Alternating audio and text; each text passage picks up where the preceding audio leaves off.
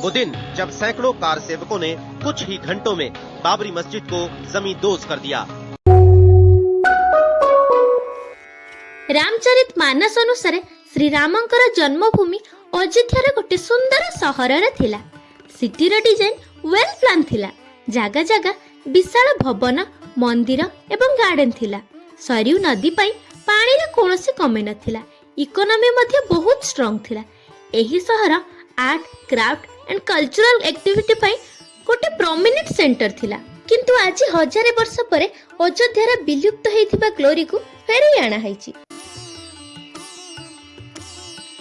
किंतु मंदिर हवा आगरु एही मंदिर उपरे इतिहासर जो कोला बादल घेरी रहितिला एवं आजिर विशाल भव्य मंदिरर आलोचना चलंतु एही वीडियो रे करिबा।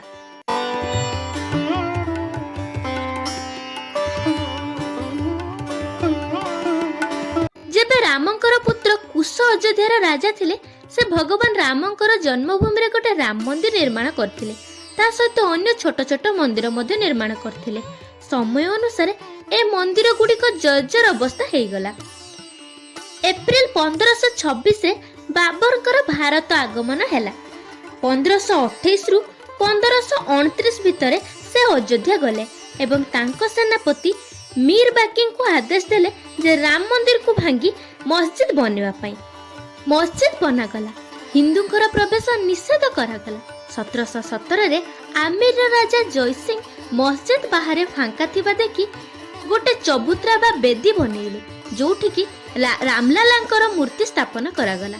जहा फल मंदिर भितरे मुस्लिम माने नमाज पढ़ुथिले एवं मंदिर बाहर हिंदू माने राम को पूजा करुथिले। एमिति बहुत दिन लागी रहिला। पुणी 1853 रे भारत रे 14 सांप्रदायिक आखड़ारू गोटे आखड़ा निर्मोही आखड़ा नाम रे क्लेम कला कि मस्जिद जगह राम मंदिर थिला, जहाकू कि बाबर का समय भांगी मस्जिद बना जाइतला।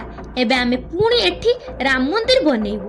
पुणी एठी विश्वर सबुठु बड़ सांप्रदायिक दंगा स्टार्ट हैला। ई दंगा लागी रहुथिला। मात्र 6 डिसेंबर 1992 रे एहा उग्र रूप नेला, जाकि आज पर्यंत सही कला इतिहास को केही भूली पारुनांती। एही दिन पूरा दिन सारा अयोध्या रे प्रत्येक जगह रे दंगा चलिला।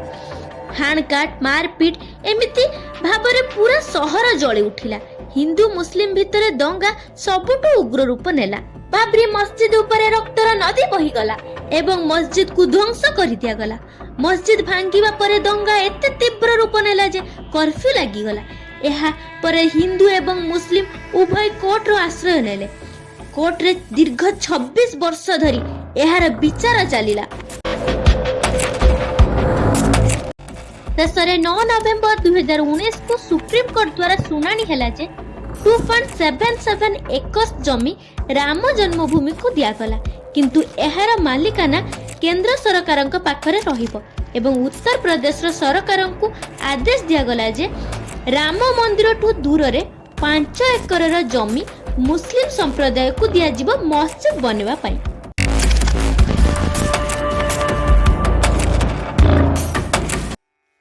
चलंतु देखिबा हजार वर्ष परे कोटी कोटी टंका लगे राम मंदिर विलुप्त हो जाइतिबा सौंदर्य को केमिति फेरै आना हैछि।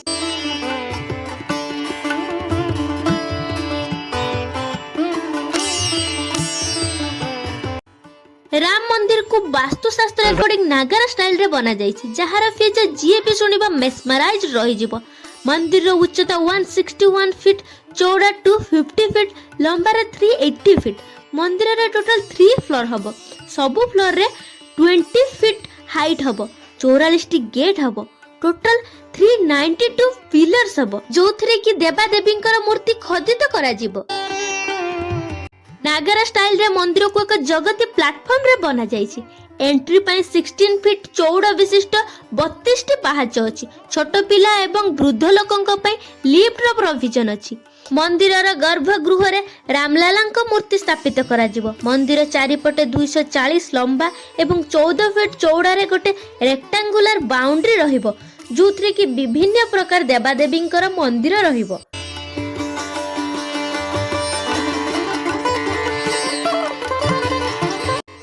70 एकर्स जगार राम मंदिर एवं बाकी मंदिर बना जाउची किंतु 30% केवल मंदिर कंस्ट्रक्शन हेइची आउ बाकी गछ लगैया पई छडा जाईची। सेहीपरि श्रद्धालुंक पई मध्ये बहुत किछि करा जाईची। 25,000 लोकंक पई लोकर फैसिलिटी हॉस्पिटल एमिति विभिन्न व्यवस्था करा जाईची।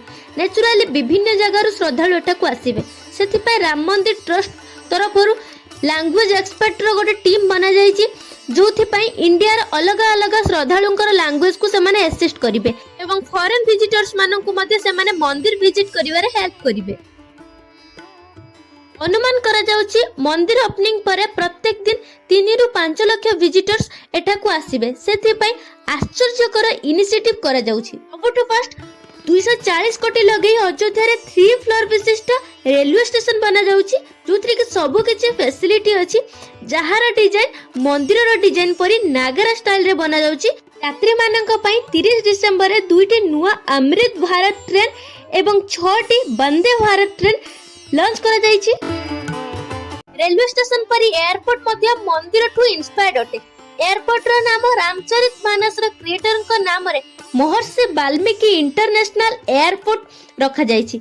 एही एयरपोर्ट बाहरु जेतिके ट्रेडिशनल भितरु सेतिके मॉडर्न।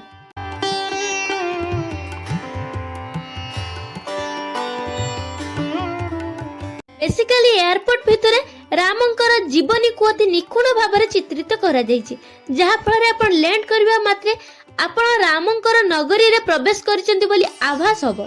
सेमिति रोड इंफ्रास्ट्रक्चर रे भी बहुत शीघ्र काम चलीची। Ayodhya Jagdishpur NH 330 and 4 lane highway बना जाउची। 4000 कोटी लगाई अयोध्या रे चारि पटे 70 किमी रिंग रोड बना जाउची।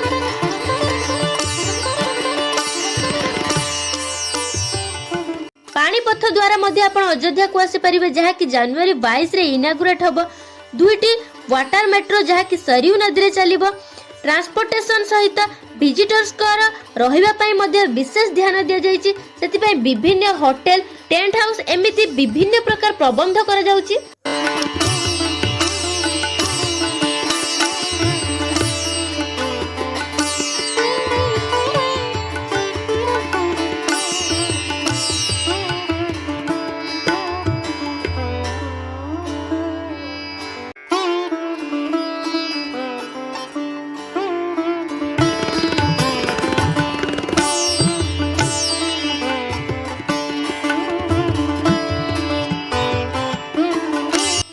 विभिन्न प्रकार डेवलपमेंट अयोध्या रे चलीची। अयोध्या रे रैपिड डेवलपमेंट अयोध्या गोटे टॉप सिटी रे कन्वर्ट होबा सहित यूपी रो इकोनॉमी को मध्ये ग्रो करिबार आशा कर जाउची। So are you ready for Ram Mandir inauguration on 22 जनवरी? शेष रे हमें समस्त कहबा जय श्री राम।